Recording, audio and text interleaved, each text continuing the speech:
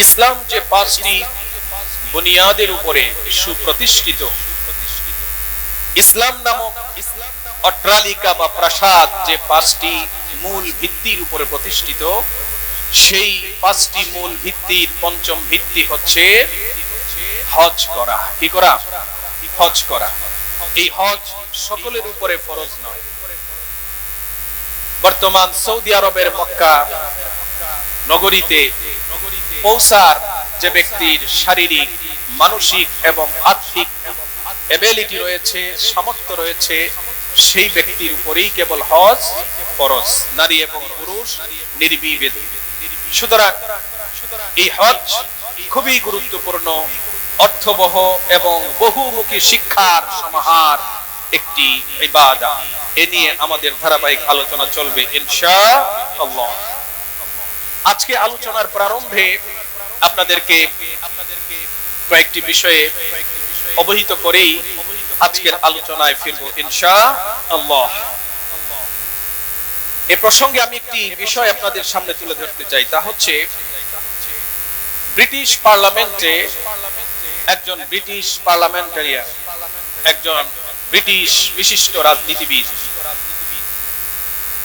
পার্লামেন্টের আসরে তিনি প্রশ্ন করলেন যে সমগ্র পৃথিবী জুড়ে আমাদের শাসন চলছে, বলা হয়ে থাকে ব্রিটিশের রাজ্যে নাকি সূর্য অস্ত যায় না।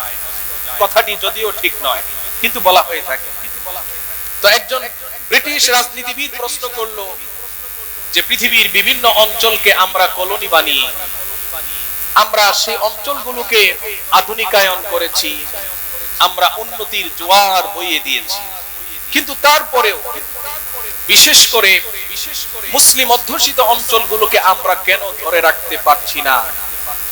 আমরা কেন তাদেরকে এত কিছু দেওয়ার পরেও তারা কেন আমাদেরকে মেনে নেয় না বা কেন মানতে পারে না? এর কারণ এই প্রশ্নের উত্তর দিলেন ব্রিটিশ কলোনিজ এর একজন secretary for British colonies mister Gladstone.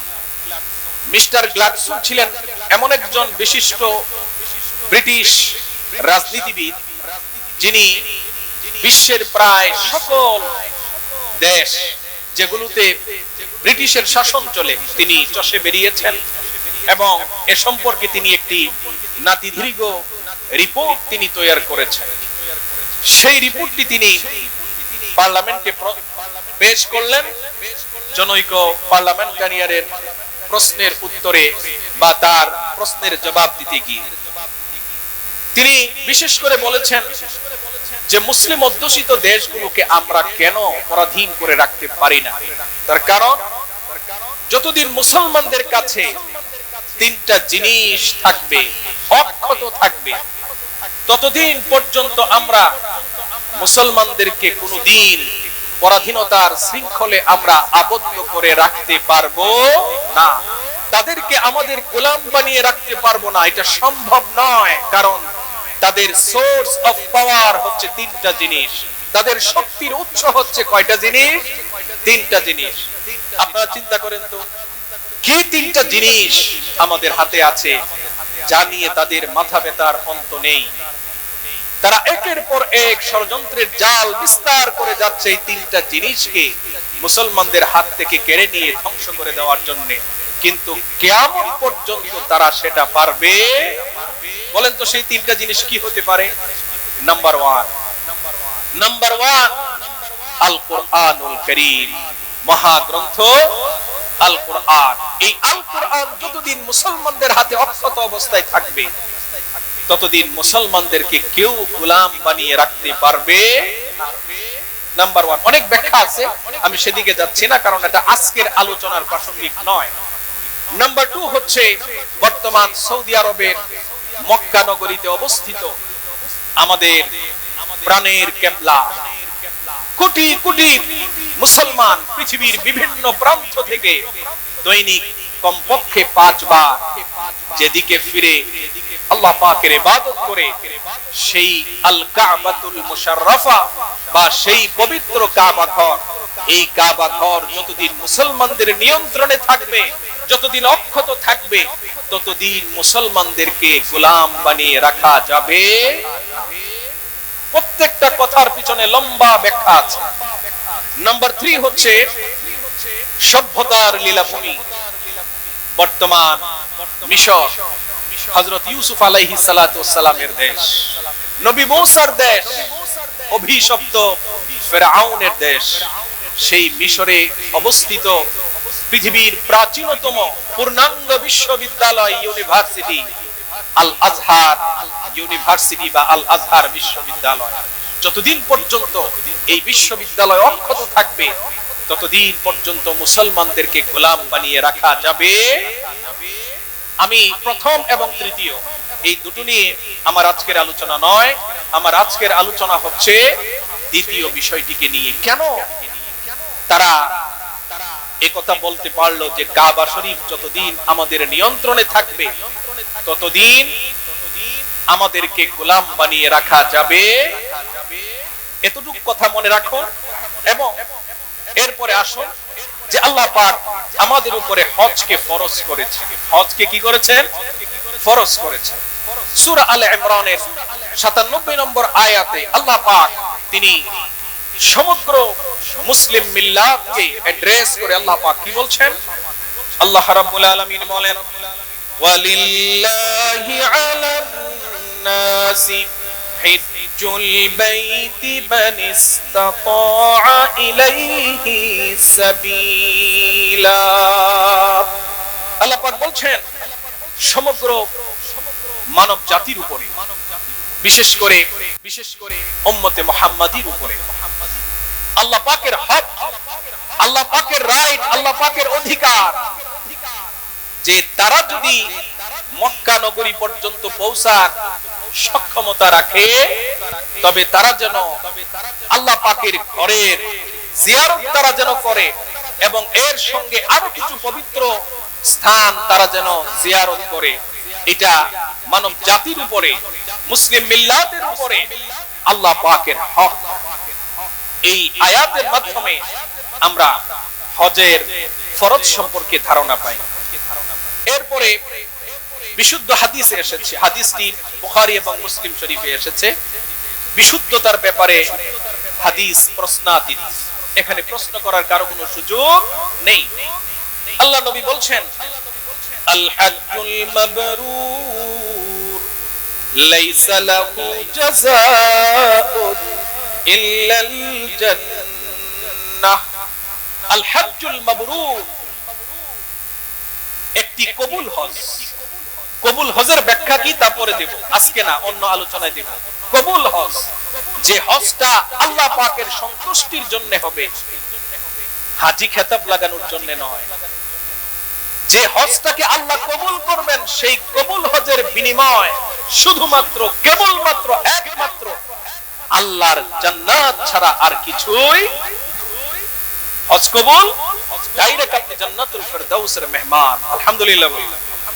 আল্লাহ পাক আমাদের সকলকেই এই হজ্জ মাবরুর নসিব করে দিন। সকলেই বলেন আমিন। আজকে আমি সূরা আলে ইমরানের 97 নম্বর আয়াত, যে আয়াতখানা আপনাদের সামনে পেশ করেছি, এই আয়াতের শুধু একটা শব্দ আল বাইত, হিজ্জুল বাইত, ওই কাবা ঘরের জিয়ারত, এই ঘর নিয়ে আজকে শুধু আলোচনা করব। এই ঘরটা কি, ঘরের পরিচয় কি, অবস্থান কি, এর মর্যাদা কি, ইনশাআল্লাহ। সবাই বলি ইনশাআল্লাহ। আল্লাহ পাক আমাকে বলার, সকলকেই মনোযোগ দিয়ে শুনে আমল করার তৌফিক এনায়েত করুন। সকলেই বলছি আমিন।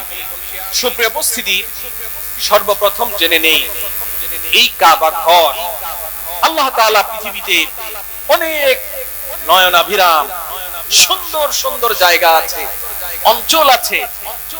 এই সব অঞ্চলকে বাদ দিয়ে আল্লাহ তাআলা এই কাবা ঘরটাকে পবিত্র মক্কা নগরীতে আল্লাহ তাআলা কেন স্থাপন করালেন, এর পিছনে রহস্য কি, এটা মুসলমান হিসেবে আমাদের সকলেরই জানা দরকার। একজন অমুসলিম যদি আপনাকে প্রশ্ন করে, হিন্দু হতে পারে, বৌদ্ধ হতে পারে, খ্রিস্টান হতে পারে, ইহুদি হতে পারে, যে তোমরা কালো গেলাফে পেঁচানো সৌদি আরবের মক্কা নগরীতে অবস্থিত এই ঘরের দিকে ফিরে কেন তোমরা নামাজ পড়ো? এই ঘরের মাহাত্ম্য কি? এই ঘরের পরিচয় কি? আমরা মুসলমান হিসেবে যদি পরিচয় না দিতে পারি তাহলে এটা আমাদের চরম ব্যর্থতা এবং এটা আমাদের জন্য লজ্জাজনক। ঠিক কিনা ভাই? কত কিছু আমরা জানি, কত কিছু পড়লাম, কত কিছু জানলাম, কিন্তু এই ঘরের পরিচয় জানলাম না। এটা মুসলমানের জন্য শোভনীয় নয়। সুপ্রিয় উপস্থিতি, এই ঘরটা কোথায় অবস্থিত? লোকেশন দেখো। সমগ্র পৃথিবী আল্লাহ পাকের আরশের সামনে, হাদিসের ভাষা অনুযায়ী আল্লাহ পাকের আরশের সামনে সমগ্র পৃথিবীটা হচ্ছে 7 আসমান এবং 7 তবক জমিন সহ হাতের একটা আংটির মতো। বিশাল মরুভূমিতে যদি আপনি একটা আংটিকে ফেলে রাখেন তাহলে সেই আংটিটা বিশাল মরুভূমিতে যেমন দেখা যাবে, আল্লাহ পাকের আরশের সামনে সমগ্র পৃথিবীটা সেই আংটির সমান। সুবহানাল্লাহ বললাম। তাহলে কত বড় তার আরশ! সবার উপরে হচ্ছে আল্লাহ পাকের আরশ, আরশের উপরে আল্লাহ পাকের কুরসি। সেই আরশের নিচে আল্লাহ পাক স্থাপন করেছেন বাইতুল মামুর, যে বাইতুল মামুরকে প্রতি সেকেন্ডে 70,000 ফেরেশতা তওয়াফ করছে। সুবহানাল্লাহ বলবো না? 70,000 ফেরেশতা। আর একবার কোন ফেরেশতা এই ঘরকে তওয়াফ করলে কিয়ামত পর্যন্ত সে আর চান্স পাবে। সেই বাইতুল মামুরের দেখাশোনার দায়িত্বে আল্লাহ পাক নিয়োজিত রেখেছেন সমস্ত নবীদের পিতা আবুল আম্বিয়া হযরত ইব্রাহিম আলাইহিস সালাতু ওয়াস সালাম। আল্লাহ নবীর সঙ্গে মেরাজের রাত্রিতে তার সাক্ষাৎ হয়েছে।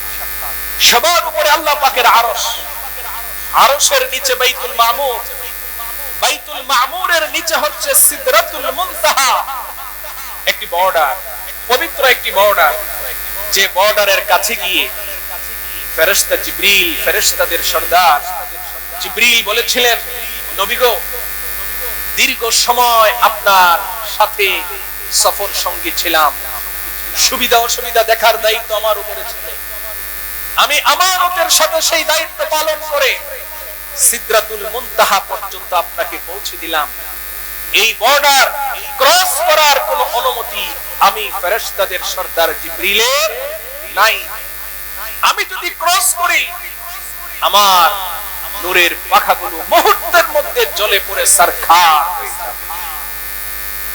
ফেরেশতা জিবরিল কেমন গতি সম্পন্ন, এটা আমাদের কল্পনায় আসবে না, আমাদের কল্পনায় আসবে না। অভিশপ্ত ইহুদি জাতি বিশ্বনবী মুহাম্মদুর রাসূলুল্লাহ সাল্লাল্লাহু আলাইহি ওয়াসাল্লাম শেষ পর্যন্ত প্রাণে মেরে ফেলার জন্য তারা তাদের একটি দুর্গে ডেকে নিয়েছিল চুক্তির বাহানা দিয়ে। তারা আগে থেকেই সেই দুর্গের ছাদের উপরে বিশাল আকারের পাথর প্রস্তুত করে রেখেছিল এবং বলেছিল যে এই নবীকে এই জায়গায় এনে তাকে বসানো হবে এবং ঠিক উপর থেকে পাথরটা ফেললে সেই পাথরটা তার মাথার উপরে পড়বে। তারা সেই প্ল্যান করে রেখেছিল। আল্লাহর নবী সেই জায়গায় গিয়ে বসলেন। মুহূর্তের মধ্যে আল্লাহ পাক ফেরেশতা জিবরিলকে পাঠিয়ে দিলেন। আপনি চিন্তা করুন, কোথায় জমিন আর কোথায় আকাশ? আকাশের খবর তো এখনো বিজ্ঞানীরা পাই নাই। মুহূর্তের মধ্যে জিবরিল এসে বলছে, নবী সরে পড়ুন। তিনি সাহাবীদেরকে নিয়ে সরে পড়লেন এবং তৎক্ষণাৎ পাথরটি পড়ল। একটু বুঝালাম যে ফেরেশতা জিবরিলের গতি কত। তো ফেরেশতা জিবরিল সিদরাতুল মুনতাহা পর্যন্ত পৌঁছেছিলেন। আল্লাহর আরশ, বাইতুল মামুর, সিদরাতুল মুনতাহা। এরপর চতুর্থ নম্বর হচ্ছে স্তরে স্তরে সাজানো আল্লাহ পাকের 7 আসমান এবং ঠিক সেই 7 আসমানের নিচে একবারে আরশের সরাসরি নিচে আল্লাহ পাক মক্কা নগরীর ঠিক যে জায়গায় কাবা আছে সেই জায়গায় আল্লাহ পাক কাবাকে স্থাপন করেছেন। যদি বাইতুল মামুর থেকে কোনো কিছুকে ফেলে দেওয়া হয় তাহলে ঠিক এসে কাবা শরীফের ছাদের উপরে সেটা পড়বে। সুবহানাল্লাহ। প্রিয় ভাইরা আমার, এই কাবা অবস্থানগত দিক থেকে কাবা শরীফ পৃথিবীর স্থলভাগের নাভি, প্রত্যেকটা মানুষের বডিতে নাভি আছে, আছে না?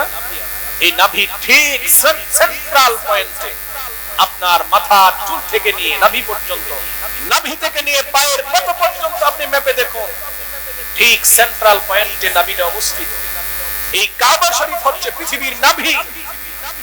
এখন পৃথিবীর ভূভাগের নাভি, পৃথিবীতে 3 ভাগ পানি, 1 ভাগ মাটি, 3 ভাগ জল, 1 ভাগ স্থল, ভূগোলের ভাষায়।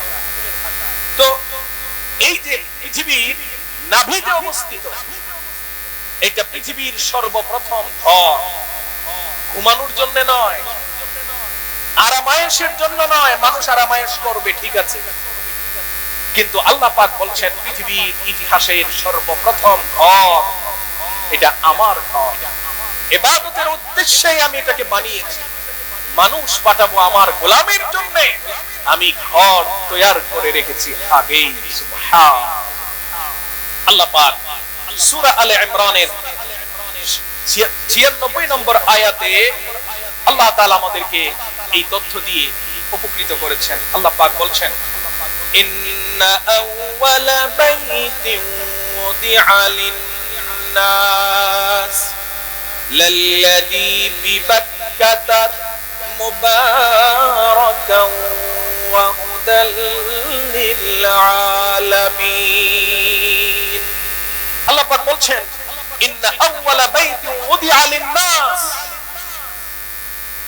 সর্বপ্রথম ঘর, যে ঘর আল্লাহ তাআলা মানুষের কল্যাণের জন্য, মানুষ যেন সেই ঘরের আশেপাশে আল্লাহ পাকের ইবাদতে নিমগ্ন থাকতে পারে, এই উদ্দেশ্যে পৃথিবীর নির্মিত সর্বপ্রথম ঘর কোন জায়গায়? আল্লাহ পাক জায়গার নামটা বলে দিয়েছেন বাক্কা। বাক্কা হচ্ছে মক্কা নগরীর প্রাচীন একটি নাম। বাক্কা, এই নামের অর্থ কি তাও বলবো ইনশাআল্লাহ। বাক্কায় অবস্থিত যে ঘর, এটা পৃথিবীর সর্বপ্রথম ঘর। এই ঘর সম্পর্কে আল্লাহ তাআলা দুইটা কথা বলেছেন। আল্লাহ পাক বলছেন মুবারাকা, এই ঘর হচ্ছে বরকত মণ্ডিত, বরকতে পরিপূর্ণ, বরকতে পরিপূর্ণ একটি ঘর।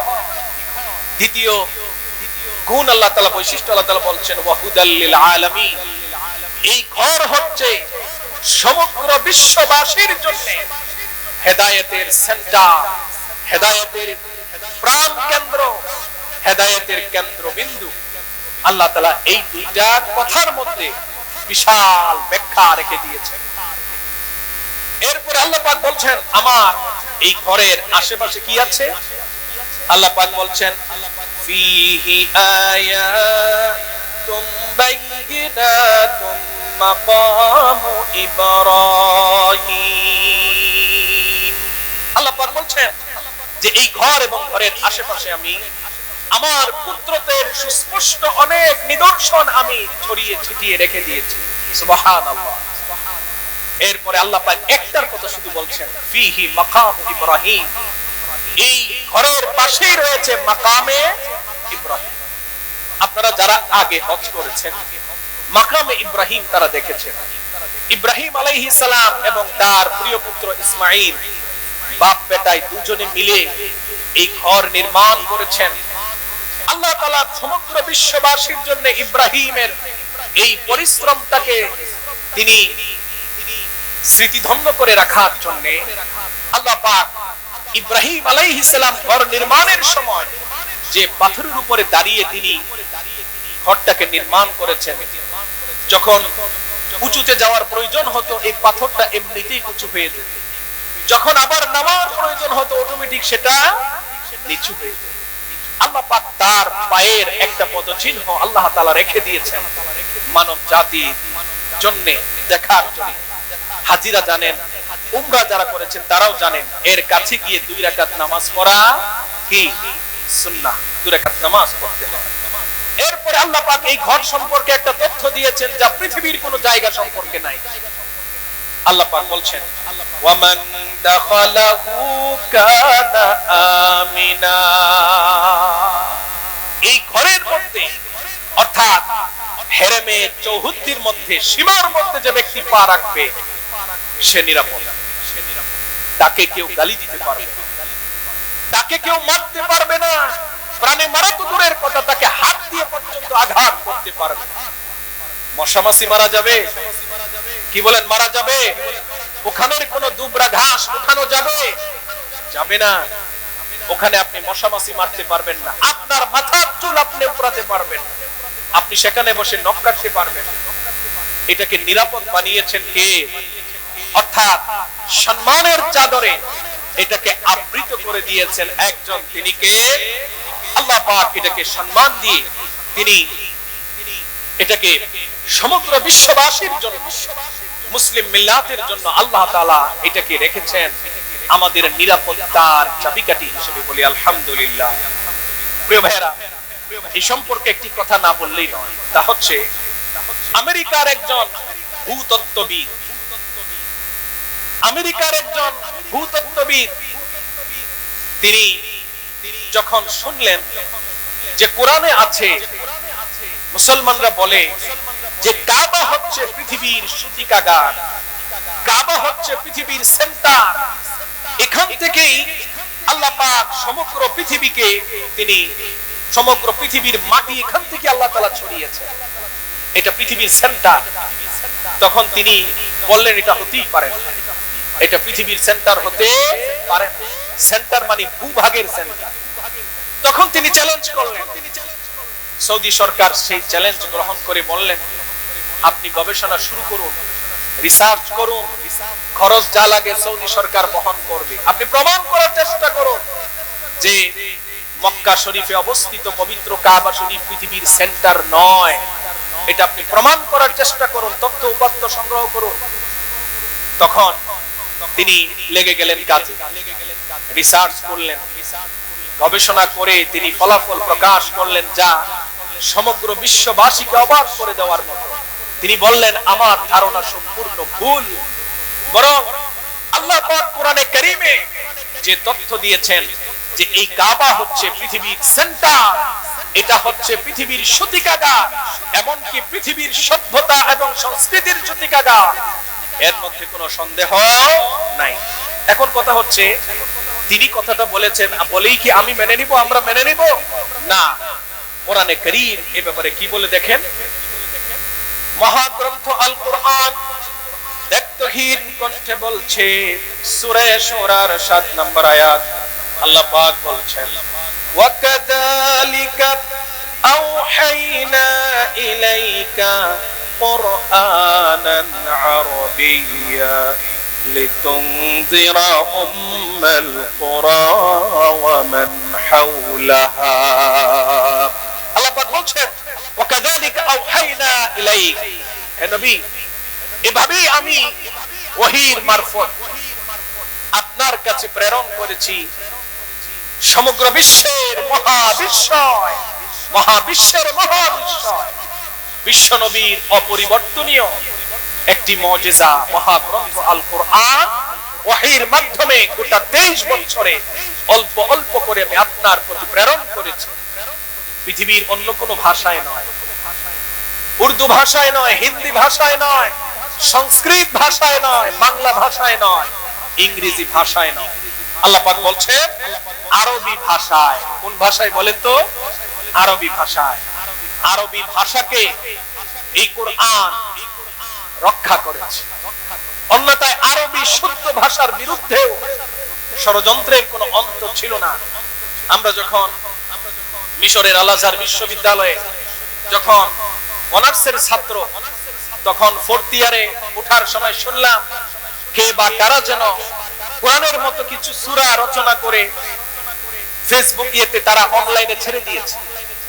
তখন আমাদের যিনি আরবি সাহিত্য পড়াতেন তিনি বললেন যে এই পৃষ্ঠাগুলো ডাউনলোড করে এর কঠিন জবাব দিতে হবে যে এই রচিত সূরাগুলো, কল্পিত সূরাগুলো কোন জায়গায়, কোথায়, ভাষাগত, ব্যাকরণগত কি কি ভুল আছে, এটা তোমাদেরকে বের করতে হবে। আমরা উস্তাদ, আমরা তো বের করতে পারবোই, এটা তোমাদেরকে বের করতে হবে, তোমরা বের করে এর জবাব।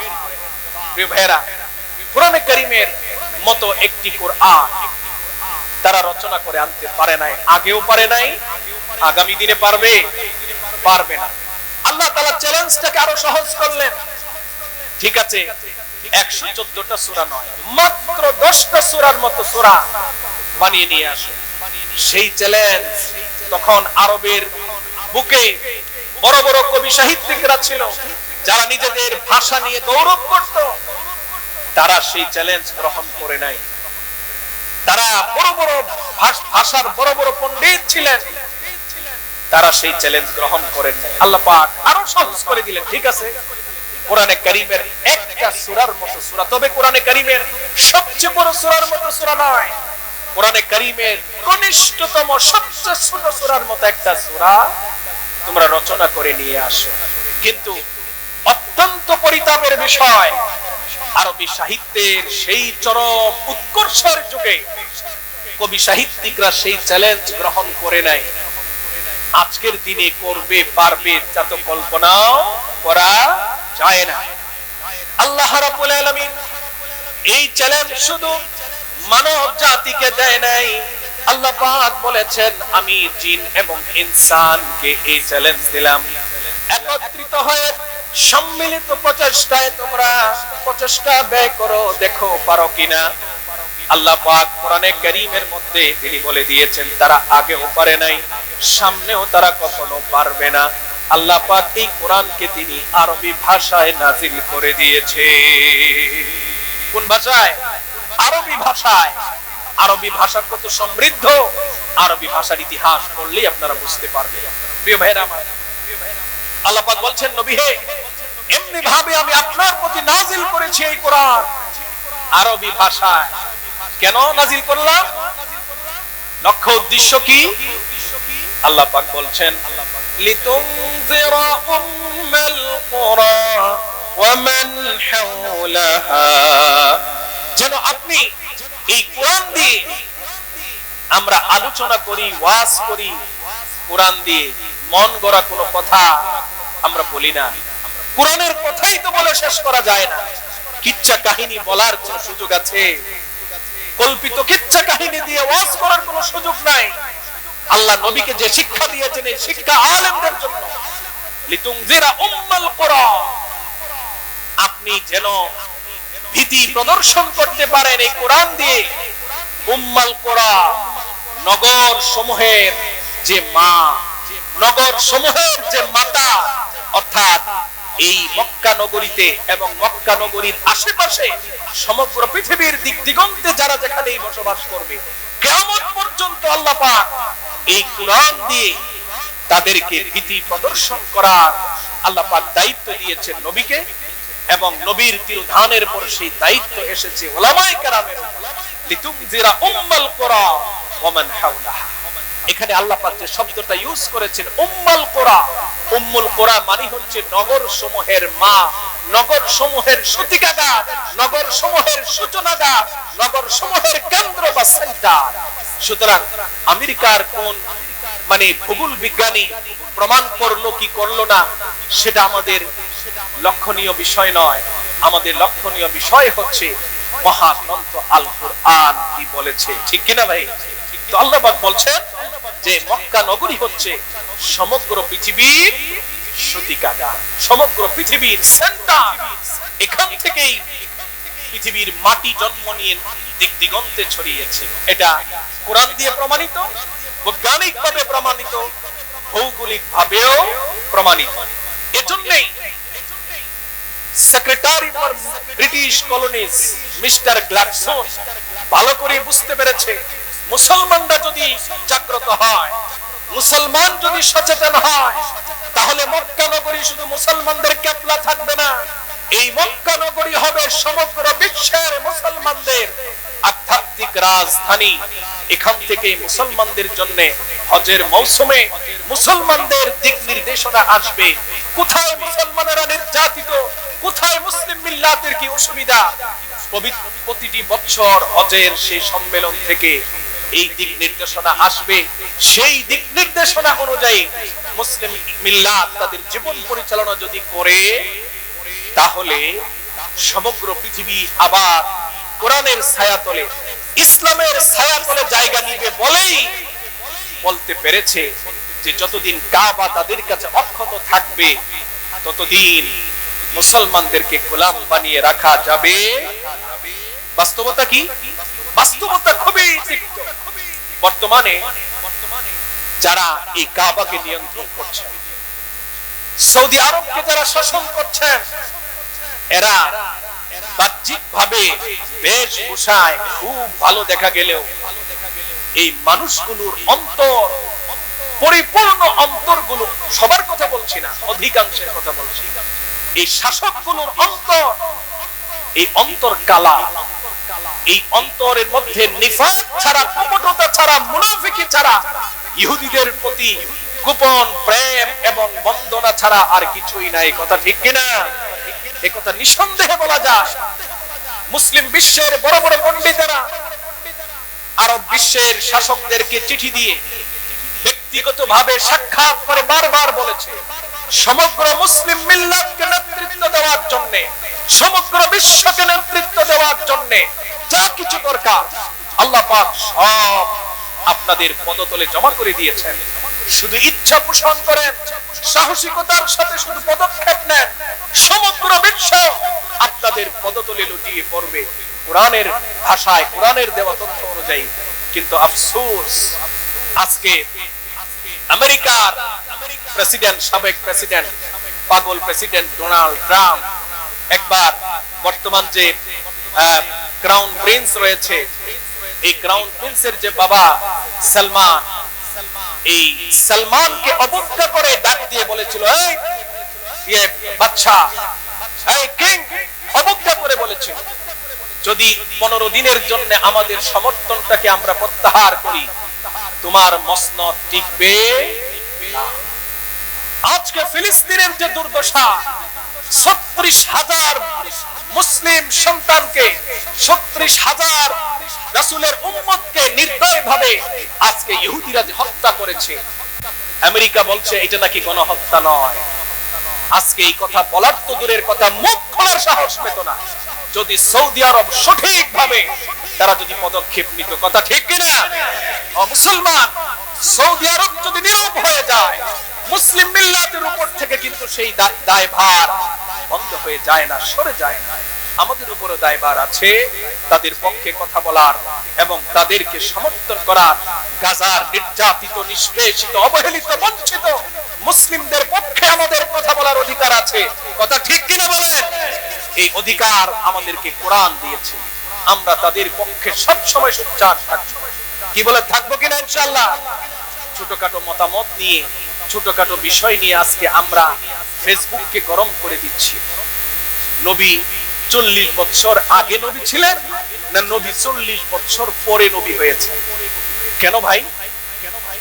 সুস্পষ্ট হাদিস বলছে তিনি নবুয়তের মর্যাদা পেয়েছেন কখন? যখন আদমের সৃষ্টি তখনও পূর্ণাঙ্গ হয় নাই। এতটুকু আপনার মন ভরে না? নবী নবুয়তের দায়িত্ব শুরু করেছেন কখন?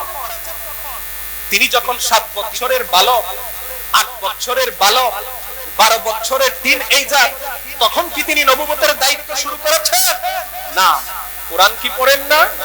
কোরআন নবীকে বলছে, নবী আর গোপনে গোপনে দাওয়াত দেওয়া চলবে না। কখন বলেছে? 40 বছর পরে। আল্লাহর নবী নবুয়তের মর্যাদা পেয়েছেন তিনি আদমের জন্মের আগে, নবুয়তের দায়িত্ব পেয়েছেন 40 বছরের পরে। দুটো কথার মধ্যে কোনো বিরোধ আছে? সুতরাং ফেসবুককে গরম করা এবং মূল ইস্যু থেকে মুসলিম মিল্লাতের ধ্যানকে অন্যদিকে ফেরাবার এই অধিকার আপনাদেরকে কে দিয়েছে? কে দিয়েছে? আজকে একজন চ্যালেঞ্জ দিচ্ছে, মূর্খের মতো চ্যালেঞ্জ দিচ্ছে। কোরআন নিয়ে গবেষণা নাই, কোরআন নিয়ে পড়াশোনা নাই, শুধু রুটি রুজির চিন্তা, শুধু শেয়ার বাড়ানোর জন্য আর ভিউয়ার্স বাড়ানোর চিন্তায় আজকে মুসলিম মিল্লাতের গলার উপরে তারা ছুরি দিয়ে তারা আঘাত করছে, ধারবিহীন ছুরি দিয়ে তারা জবাই করছে। আজকে মুসলিম মিল্লাতের দুর্দশা নিয়ে তোমাদের কোনো কথা নাই। আজকে তোমরা মীমাংসিত বিষয় নিয়ে তোমরা ফেসবুককে গরম করছো, মানুষের মধ্যে বিভক্তি সৃষ্টি করছো। এর পরিণতি খুবই খারাপ। কথা ঠিক কিনা ভাই? প্রিয় ভাইরা আমার, এবার আল্লাহ পাক আমাদেরকে এই কাবা ঘর যে দিয়েছেন, এই কাবা ঘরের পরিচয় কি? এই পরিচয়টা আমি আজকের আলোচনা শেষ করতে পারবো না, শুধু 2 মিনিটে এই কাবা ঘরের যে পরিচয়টা, সেই পরিচয়টা দিচ্ছি। প্রিয় ভাইরা আমার, এখানে আমি 7টা প্রশ্নের উত্তর দেব। 7টা প্রশ্নের মধ্যে আজকে শুধু 2টা প্রশ্নের উত্তর বলবো, আগামী আলোচনা ইনশাআল্লাহ বাকিগুলোর উত্তর। প্রথম প্রশ্ন হচ্ছে যে কাবা ঘরের উচ্চতা কত, অর্থাৎ পূর্ব, পশ্চিম, উত্তর, দক্ষিণ কোন দিক থেকে এর উচ্চতা কত? এই তথ্যটা একটি অথেন্টিক সৌদি গেজেট থেকে আমি নিয়েছি। এটা 2010 সনে 3 জানুয়ারি 2010 প্রকাশিত সৌদি একটি গেজেটে, এই গেজেটের তথ্য মতে কাবা ঘরের উচ্চতা পূর্ব দিকে 14 মিটার। পূর্ব দিকে কত? 14 মিটার। অন্য একটা সূত্রে পূর্ব দিকে তা 12.84 মিটার, আর পশ্চিম দিকে তা 12.11, আর উত্তর দিকে তা 11.28 এবং দক্ষিণ দিকে 12.11 মিটার। এই হচ্ছে কাবা ঘরের উচ্চতা। এই কাবা ঘর ইট পাথরের গড়া একটি ঘর। এই ঘরটাকে বর্তমান সৌদি সরকার যদি ইচ্ছা করে স্বর্ণের ইট দিয়ে বানাতে পারে কিনা? কি বলেন, পারবে কিনা? পারবে। কিন্তু আল্লাহ পাক এটাকে ইট পাথরের ঘর হিসেবে রাখাটাকে পছন্দ করেছে। এভাবেই আছে। 2 নম্বর আমি একটা প্রশ্নের উত্তর দিব, তা হচ্ছে কাবা ঘরের দরজা এবং জানালা আছে কিনা? কি বলেন, আছে? কাবা ঘরের দরজাও আছে, জানালাও আছে। কারণ আল্লাহ পাক এটাকে বলেছেন আল বাইত হিজ্জুল বাইত। আমি ওই কথার ব্যাখ্যায় যাচ্ছি। আল বাইত ঘর। এখন ঘর যদি হয় তাহলে ঘরের দরজাও থাকবে, জানালাও থাকবে। তাহলে কাবা ঘরের দরজা কয়টা? কাবা ঘরের দরজা ছিল 2টা। কয়টা ছিল? 2টা। একটা দিয়ে প্রবেশ করা আর একটা দিয়ে বের হওয়া। এই ছিল 2টা দরজা। বর্তমানে শুধু একটা দরজাকে রাখা হয়েছে, আর একটা দরজাকে বন্ধ করে রাখা হয়েছে। মাটি থেকে এই দরজার উচ্চতা কত? ভূমি থেকে 2.5 মিটার উচ্চতায় রয়েছে কাবা ঘরের দরজা। এই দরজাটার দৈর্ঘ্য এবং প্রস্থ কত? এটির দৈর্ঘ্য হচ্ছে 3.5 ও এর প্রস্থ হচ্ছে 1.68 মিটার। প্রিয় ভাইরা আমার, আল্লাহর ঘরের দরজা এটা যদি কাঠ দিয়েও হয়, এই কাঠ হবে পৃথিবীর সবচেয়ে দামি কাঠ, ঠিক কিনা ভাই? কিন্তু সৌদি আরবের একজন বাদশা ছিলেন, বাদশা খালেদ, নাম আপনারা শুনেছেন। বাদশা খালেদ তিনি তার শাসনামলে এই কাবা শরীফের এই দরজাটাকে, যেটাকে বাবুল মুলতাজিম বলা হয়, এই দরজাটাকে 280 কেজি স্বর্ণ দিয়ে তিনি সেটাকে তৈরি করিয়েছিলেন। আলহামদুলিল্লাহ। প্রিয় ভাইরা আমার, এই ছিল কাবা ঘরের দরজা সম্পর্কে কথা। কাবা ঘরের যে গিলাফ, এই গিলাফের কথাটা বলেই শেষ করি। 3 নম্বর প্রশ্ন, যে কাবা ঘরের গিলাফ এটা কালো কেন? সাদা হতে পারলো না? রাসূল তো সাদা কালার পছন্দ করতেন। কাবার গিলাফটা সবুজ হলে ভালো হতো না? রাসূলের গম্বুজের উপরে কালার তো সবুজ, এটা লাল হলেই বা ক্ষতি কি ছিল? তো কাবা ঘরের গিলাফের যে রং, এই রং আগে কখনোই কালো ছিল না। বর্তমানে কাবা ঘরের গিলাফের রং কালো ব্যবহার করা হয়। এটা কোথা থেকে আসলো? ইতিহাস বলছে যে আব্বাসীয় খলিফাদের পরিবারের প্রিয় রং ছিল কালো রং। তারা কালো রংটাকে পছন্দ করত। আব্বাসীয় খলিফাদের প্রিয় রং ছিল কালো রং। তাদের শাসনামল থেকে কাবা ঘরে কালো গিলাফ পরানো শুরু হয়। এর আগে কাবা ঘরে সবুজ, লাল এবং সাদা রঙের গিলাফ ব্যবহার করা হতো। কিন্তু সেই আব্বাসীয়দের আমল থেকে আজকের দিন পর্যন্ত এটাকে কালো দিয়ে রং দিয়ে এই গিলাফ তৈরি করা হচ্ছে। সুপ্রিয় উপস্থিতি, পৃথিবীতে কয়েকটা বিষয় আছে যার দিকে তাকালেই সওয়াব। 3টা জিনিস, তাকালেই সওয়াব। এটা বলি শেষ করছি। 1 নাম্বার, মা বাবার চেহারার দিকে আপনি শ্রদ্ধা ভক্তির নজরে তাকাবেন, কিছু করতে হবে না, শুধু তাকিয়ে থাকবেন তিনি আমার মা, শুধু তাকিয়ে থাকবেন তিনি আমার বাবা। আর যাদের তাকানোর সুযোগ নাই আমরা তো কপাল পোড়া। মা বাবা চেহারার দিকে তাকালেই সওয়াব, সুবহানাল্লাহ বলবেন না? আজকে গিয়ে তাকাবেন যাদের সেই সৌভাগ্য আছে। দ্বিতীয় হচ্ছে মহাগ্রন্থ আল কোরআন পড়তে পারেন না, শুধু তাকিয়ে থাকেন, সওয়াব দিবেন কে? তৃতীয় হচ্ছে কাবা ঘরের গিলাফ, কাবা ঘরটার দিকে তাকিয়ে থাকুন, সওয়াব দিবেন কে? আল্লাহ পাক।